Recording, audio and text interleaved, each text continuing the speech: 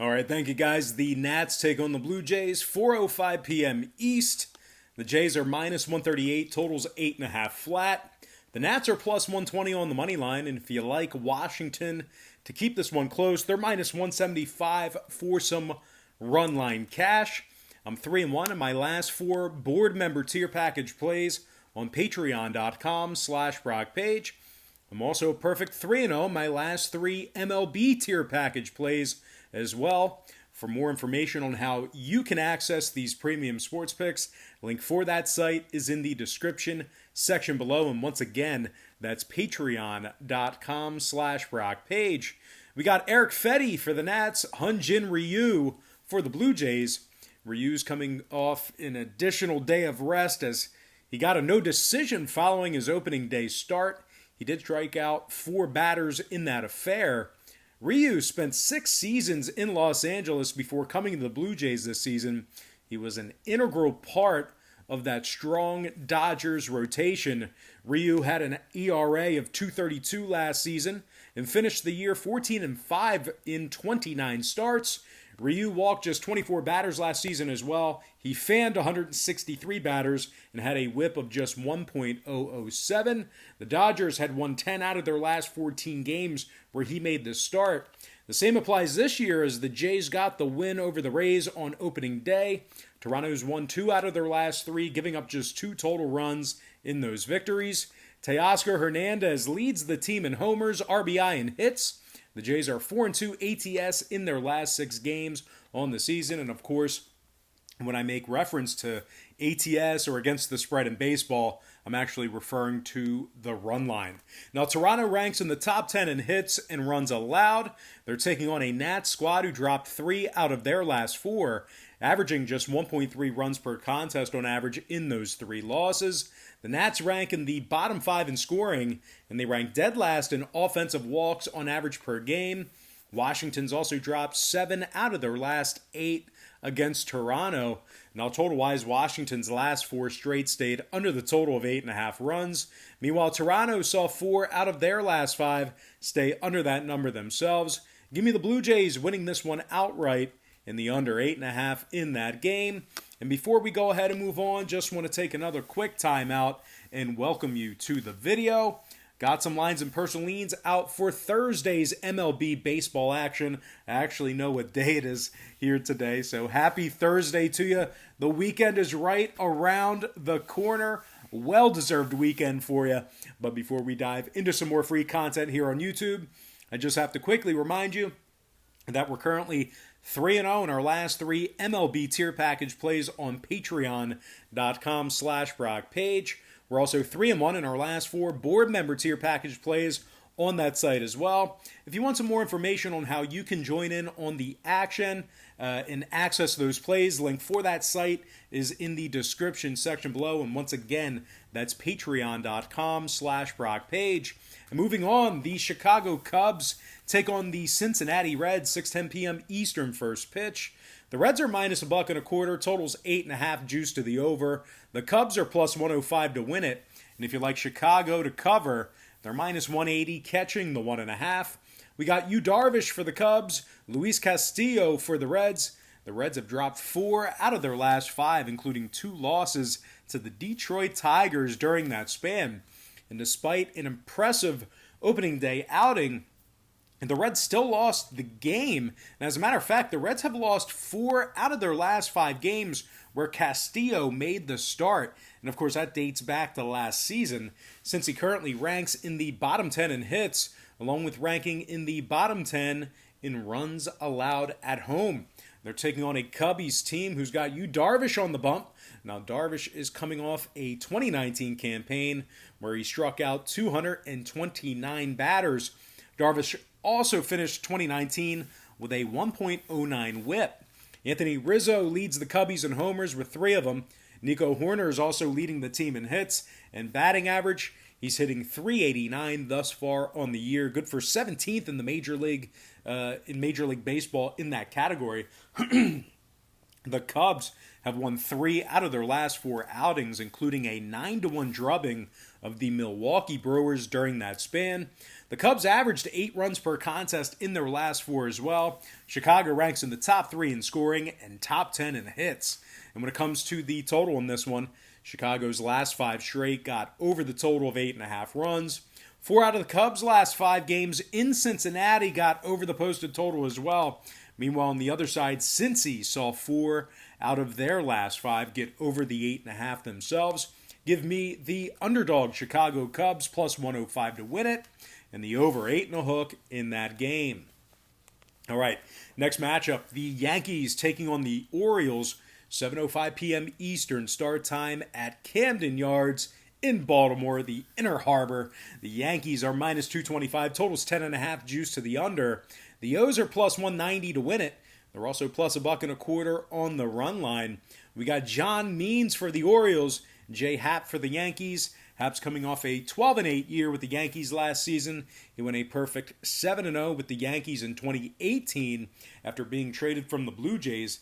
The Yankees are currently 4-1 in their last 5 games where Happ made the start. The Yankees have won let's try that again. The Yankees have won their last 2 straight, including a 9-3 victory over these very Orioles. New York ranks in the top 3 in walks allowed. Giancarlo Stanton's leading the team with a .417 batting average, 2 home runs, and 5 RBI. DJ LeMahieu is also currently leading the team in hits. He's gone 6 of 12 thus far in the season. They're taking on an Orioles ball club who's got John Means on the bump. He missed his opening day start due to arm fatigue. The O's are just 5-6 in their last 11 games where Means made the start. Baltimore also ranks in the bottom 3 in runs allowed, and they rank dead last in total hits allowed per game on average. The Orioles have lost their last 10 straight head-to-head meetings with the Yankees. Now, total-wise, Baltimore's last 2 straight got over the total of 10.5 runs. 3 out of their last 4 games on the season also got over that number.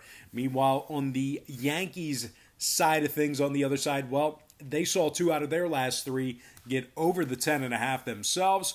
New York's also 11-0 to the over in their last 11 straight at Camden Yards. Give me the Yankees minus 1.5 and the over 10.5 in that contest. Next game, the Indians taking on the Twins, 7:07 p.m. Eastern first pitch. The Twins are minus 115, totals 8.5, juice to the under. The Indians are the minus 105 underdogs. They have Shane Bieber on the mound here tonight. Excuse me.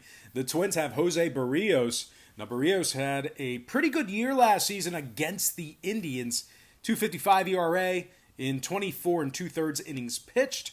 The Twins are also 4-2 straight up in their last 6 games, where Barrios threw out the first pitch. Jose went 14-8 last season, striking out nearly 200 batters. The Twins are currently on a 3-game winning streak, including a 14-2 dismantling of the White Sox during that span. Minnesota's given up just 5 total runs in their last 3 outings as well. They currently rank first in scoring, along with ranking in the top 10 in striking batters out. They're led by Nelson Cruz, who's currently leading the team in hits and RBI. He's actually leading the league in RBI with 11. Cruz is also tied for the league lead in homers with 3 of them. He's currently batting .381 on the year. Now, second baseman Luis Arias is currently leading the Twins roster in batting average. He's actually 6 for 15 on the season, good for a batting average of .400 on the dot. Now, the Twins are 5-2 in their last 7 as the official home team dating back to last season. They also won 8 out of their last 10 divisional games. Cleveland, on the other side, was shut out by the White Sox last night for nothing. That was a 9th inning collapse for the Indians bullpen there. Unfortunately, I watched nearly the entire game.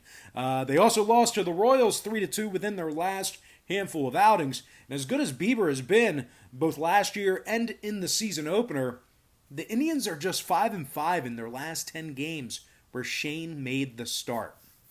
Now, scoring-wise, Cleveland's last 3 straight stayed under the total of 8.5 runs. 4 out of their 5 games on the year also stayed under that total. Meanwhile, on the Twins side, 9 out of their last 13 head-to-head meetings with Cleveland stayed under the posted total themselves. So with all that in mind, give me the Twins winning this one outright in the under 8.5 in that game. Whew, all right, not used to these long podcasts, by the way. But anyway, next matchup, it is going to be the Boston Red Sox taking on the New York Mets, 7:07 p.m. Eastern start time in Flushing, Queens. The Mets are minus 155, totals 9.5 juice to the under. The Red Sox are plus 130 on the road. They're also minus 150 to cover. Martin Perez for the Sox, Steven Matz for New York. Matz struck out 7 batters in his season opener. He currently has a 1.50 ERA. The Mets are 4-3 in their last 7 games where Matz threw out the first pitch. The Mets won 2 out of their last 3 with both of those victories coming against this Boston squad. New York's led by Michael Conforto, who's leading the team in hits and batting average. Mike's 7 for 21 on the season for a batting average of .333.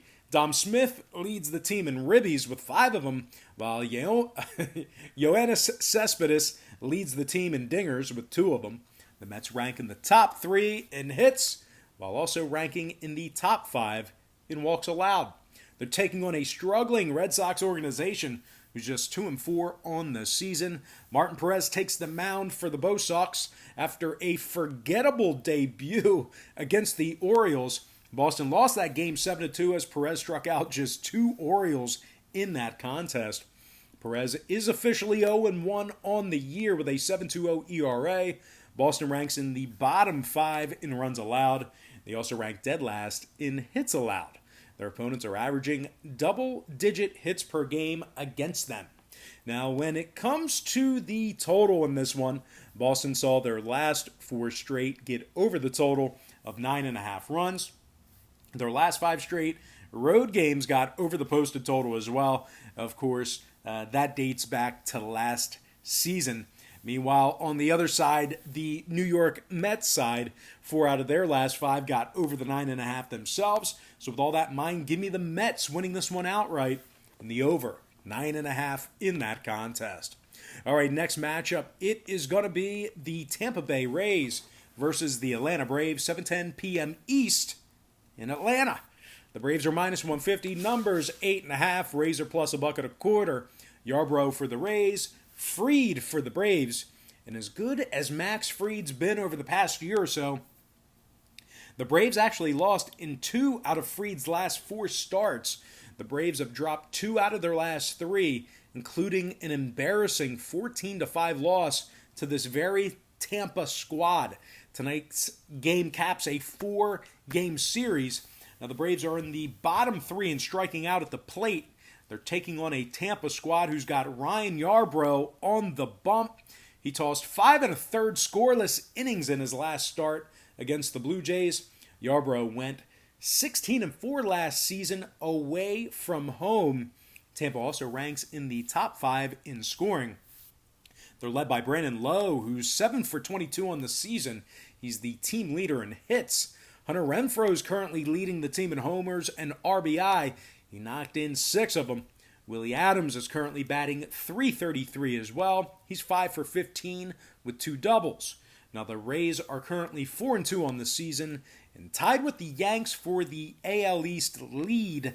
Now total-wise, when it comes to the scoring in this one, we did see 4 out of the Rays' 6 games on the season get over the total of 8.5 runs. 11 out of Tampa's last 12 games against the National League went over the posted total as well. Meanwhile, the Braves on the other side saw 3 out of their last 5 get over the 8.5 themselves. Give me the Rays plus 1.5 in the over. 8.5 in that game. All right, next contest. It is going to be the Royals taking on the Tigers. 7:10 p.m. Eastern first pitch at Comerica Park in Detroit. The Royals are minus 138, totals 9.5 juice to the over. The Tigers are the plus 120 underdog. And if you like the Tigers to cover here, they're minus 133 on the run line. We got Ivan Nova for the Tigers, Brady Singer for the Royals. Singer just made his MLB debut on Saturday and certainly lacks experience on a very lackluster Royals team. Not a really great combination there. KC lost their last two straight, both losses against this Tigers club. They also dropped 3 out of their last 4, including a 9-2 loss to the Cleveland Indians. The Royals rank in the bottom 10 in strikeouts at the plate. They also lost 9 out of their last dozen away from home, of course, dating back to last season. They are taking on an experienced Ivan Nova, who started a career-high 34 games last season with the White Sox. Now, Nova struck out 114 batters or more in each of his last 3 seasons. The White Sox went 9-5 in Nova's last 14 starts. The Tigers also got the W in Nova's last start despite a shaky performance. Detroit's won 4 out of their last 5 ball games, including 2 victories over the Cincinnati Reds during that span. Detroit held their opponents to just 3.2 runs per contest in their last 4 victories. Now, scoring-wise, 3 out of Detroit's last 4 stayed under the total of 9.5 runs. 3 out of Nova's last 4 starts also stayed under the posted total. Meanwhile, on the Kansas City side, 4 out of their 6 contests on the season stayed under the 9.5 themselves. 7 out of KC's last 9 games versus the American League stayed under the posted total as well. So with all that in mind, give me the Underdog Tigers plus 1.5 and the under 9.5 in that game. All right, next contest, it is going to be the LA Dodgers taking on the Arizona Diamondbacks. A nice little NL West matchup here, and that's going to be a 9:40 p.m. Eastern first pitch at Chase Field in the desert. The Dodgers are minus 150 on the road here. Total's 9.5, juice to the under. The D-backs are plus $1.25 to win it. And if you think the Diamondbacks can keep this one close, they're minus $1.25, catching the 1.5 for some run line cash. We got Robbie Ray for the D-backs, Ross Stripling for the Doyers. Now the Dodgers have won their last 2 straight, including a 5-2 victory over the Astros. During that span, they actually swept the Astros in an abbreviated 2-game series, giving up 4 total runs in those contests combined. The Dodgers are currently 4-2 thus far in the season, and they rank in the top 3 in the league in runs allowed. Ross Stripling, he takes the mound for LA this evening. He's 1-0 in the year with a 1.29 ERA and 7 punchouts. Stripling finished his 2019 campaign with a 1.14 whip. He led the Dodgers to 3 victories in his last 4 starts dating back to last year. The Dodgers rank in the top 10 in scoring and in the top 3 in hits on average per game. They're also 10-1 in their last 11 games on the road. They're taking on a struggling D-backs club who's coming fresh off a 7-4 loss to the Texas Rangers in their last outing. Arizona's won just 2 of 6 thus far in the season, and they rank in the bottom 3 in scoring. Just can't put any runners across the plate. Now, Robbie Ray's on the hill for Arizona, and despite some really good outings over recent seasons, his opening start against the Padres was, well, less than desirable. He threw 97 pitches in just 3 2/3 innings, while also giving up 3 runs. So he's officially 0-1 on the year with a 7.36 ERA. Arizona's gone just 2-3 in Robbie Ray's last 5 starts. This Arizona pitching staff also ranks in the bottom 3 in walks. Now, total-wise, 5 out of Arizona's 6 games on the season stayed under the total of 9.5 runs. Meanwhile, on the Dodgers side of things, they saw their last 4 straight stay under that number themselves. 6 out of the Dodgers' last 9 games versus the National League stayed under the posted total as well. Give me the Dodgers winning this one outright and the under 9.5 in that contest. All right, next game I have for you, it is going to be the Seattle Mariners squaring off against the LA Angels, 9:40 p.m. East. The Angels are the $2.13 favorite, totals 9.5 juice to the under. The Mariners are plus $1.75 for some money line cash. And if you like Seattle to cover here, if you like them to cover the run line, they're minus $1.15 catching the 1.5. Now we got Marco Gonzalez for the Mariners, Dylan Bundy for the Angels. And despite being heavily favored in this matchup here, the Angels are coming fresh off a 10-7 loss to this Mariners squad, giving up double digits to one of the weaker lineups in the American League. The Angels also dropped 3 out of their last 4, and that's going to include an embarrassing 3-0 shutout loss to the A's. Dylan Bundy is taking the mound for Los Angeles tonight. He's got a career 4.64 ERA. He went just 7-14 last year with the Orioles. Now, D-Bun posted an ERA of 4.79 in 2019 and had a whip of 1.35. The O's lost 4 out of their last 5 games when Bundy made the start for him. This Angels squad ranks in the bottom 10 in walks allowed. They also lost 7 out of their last 9 against the American League. They're taking on Marco Gonzalez on the other side, who had kind of a shaky opener, but went 16-13 on a very bad Mariners team last season. He struck out 147 batters, and he led Seattle to victory in 2 out of his last 4 starts last season. The Mariners, believe it or not, rank in the top 10 in hits on average per game for the year. They also rank in the top 10 in road scoring. Now, Kyle Lewis leads the team in hits with 11 of them. He also ranks 4th in the big leagues in batting average. He's currently hitting .458 with 2 homers and 5 RBI. And speaking of runs batted in, Kyle Seager is currently leading the Mariners in RBI with 6, and that's tied for 8th in Major League Baseball in that category. And when it comes to the number in this one, lots of overs for this Mariners team. Their last 4 straight got over the total of 9.5 runs. 6 out of Seattle's last 7 games in Angel Stadium got over the line as well. Meanwhile, on the LA side of things, 4 out of their 6 games on the season got over the total of 9.5 runs themselves. 5 out of Bundy's last 7 starts got over the posted total as well.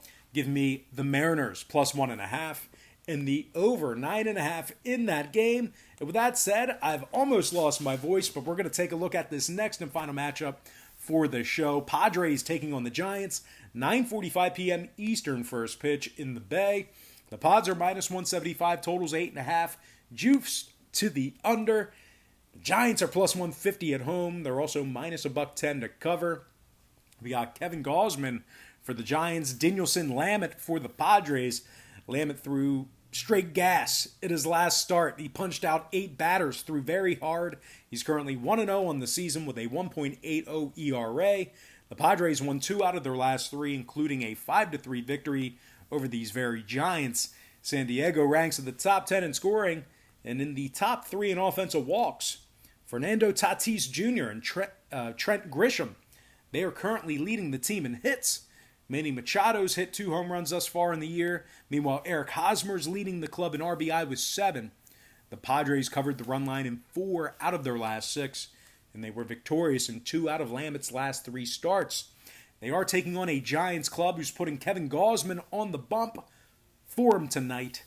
Gausman gave up 3 runs over 4 innings out of the bullpen last week. He went just 3-9 last season between his stints with Atlanta and Cincinnati. Got bounced around a little bit. He posted an ERA of 5.72.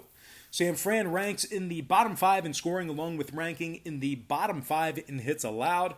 And when it comes to the total in this one, 4 out of San Fran's 6 games on the season got over the total of 8.5 runs. Give me the Padres minus 1.5 in the over 8.5 in that contest. And with that said, guys, that's going to do it for me. Don't forget to check me out on Patreon. Once again, guys, if you decide to pull the trigger on one of those Patreon packages, just keep in mind you get billed the day you sign up and then the first of every month following that. It's just the way that Patreon works. So if you were to sign up for a package today, which is the 30th, you're going to get billed today and then August 1st. So if you're thinking about it, you might want to think about waiting until August 1st. But if you can't wait, just keep in mind you're going to get billed today, and then you're going to get billed on August 1st, and then you'll get billed on the 1st of every month following that. But either way, guys, that is going to do it for me. Thank goodness I am not used to these long 20-plus minute podcasts. I haven't done them in so long because of the break. I've been breaking down KBO, Korean baseball videos, and ping pong videos during the shutdown, and they take about 4 to 5 minutes. So The voice definitely not in shape right now. Got to start drinking some tea and really resting the voice. But anyway, guys, that's going to do it for me. I got to thank you for joining me right here on YouTube. I really hope you enjoyed all this great free content, all this great free information. And with that said, happy Thursday to you. Best of luck to you. And I look forward to seeing you later on today on my website at patreon.com/BrockPage.